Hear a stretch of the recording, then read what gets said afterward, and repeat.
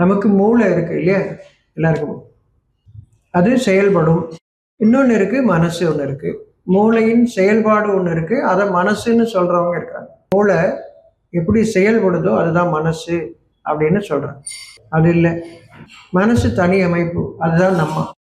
ஒவ்வொரு மனிதனுக்கும் மனம், அந்த மனதை கொண்டு மனிதன், அந்த மனிதனுக்கு ஒரு உடல் இங்க இருக்கிறாங்க இல்லையா, அந்த உடல் இயங்குவதற்கு மூளை. அந்த மூளை அதுக்கான செய்தி எல்லாமே நம்முடைய ஐம்புலன்கள் வாயிலாக வருது, மூளைக்கு வருது. ஐம்புலன்கள்லாம் பார்க்குது, கேட்குது, ருசிக்குது, தொடுது. இப்படி 5 புலன் வாயிலாக வரக்கூடிய எல்லா செய்தியும் மூளை எடுத்துக்கும், எடுத்து செயல்படுது. இப்போ மூளை எப்படி சொல்லி கொடுக்கப்படுதோ, எப்படி அதை எடுத்துக்கிறதோ அப்படி அது செயல்படும். நல்லதும் கெட்டதும் நமக்கு அறிவிக்கிறது மனசு. 5 நம்முடைய புலன்கள் வாயிலாக வரக்கூடியது எல்லாமே உணர்ச்சி, மனம், உணர்வு. அமைதி எல்லாரும் விரும்புகிறோம் இல்லையா, அமைதி மார்க்கம் சொல்கிறோம், அமைதி விரும்புகிறோம். சொர்க்க வாழ்க்கைன்னு சொல்கிறீங்க, சுகம்னு சொல்கிறீங்க.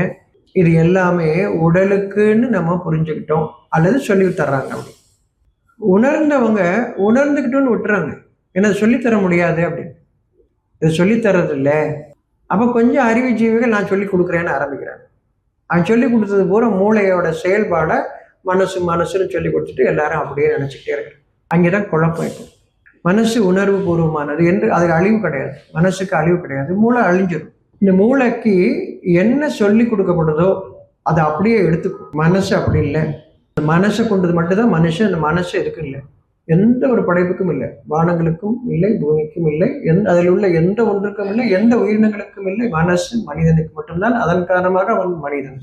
அந்த மனசு அதுக்கு வழிகாட்டக்கூடியதான் வேதம். நமக்கு உள்ளம் கொடுக்கப்பட்டிருக்கு. அந்த உள்ளம் வேதத்தை நமக்குன்னா நம்முடைய மனதிற்கு அறிவிக்கக்கூடியதாக இருக்கு. மனசுக்கு செய்தி வரும்போதே மூளைக்கும் அதுக்கு செய்தி வந்துடும். மனசு நல்லதை மட்டும்தான் ஏற்றுக்கும், நல்லது கெட்டதை பிரித்து காட்டப்பட்டு நல்லதை ஏற்றுக்கும். மனசு வேற, மூளையின் செயல்பாடு வேற. இந்த மனசு நல்லதை மட்டும்தான் ஏற்றுக்கொள்ளும். அப்போ மூளைக்கு அது அறிவிக்குது, நீ செய்யலாம், காரியம் செய்யலாம். இப்போ இந்த மூளை என்ன சொல்லி கொடுக்கப்படுதோ அப்படியே ஏற்றுக்கணும். ஆனால் மனம் நன்மை தீமை என்று பிரித்து உள்ளத்திலிருந்து அது பிரித்து அறிவிக்கப்படுகிறது. அந்த உள்ளத்தின் செய்தி உங்களுடைய இறைவனின் வாக்கு. உங்கள் இறைவனின் வாக்கை தேடி எங்கும் அலையாதீர்கள், அது உங்களுக்குள் இருந்து அது உங்களுக்கு வழிகாட்டுகிறது. அகம், உள்ளே நீங்கள் உங்களை கவனிக்க வேண்டும். உங்கள் உள்ளம் உங்கள் மனதிற்கு என்ன அறிவிக்கிறது என்பதை நீங்கள் உங்கள் உள்ளே கவனிக்க வேண்டும்.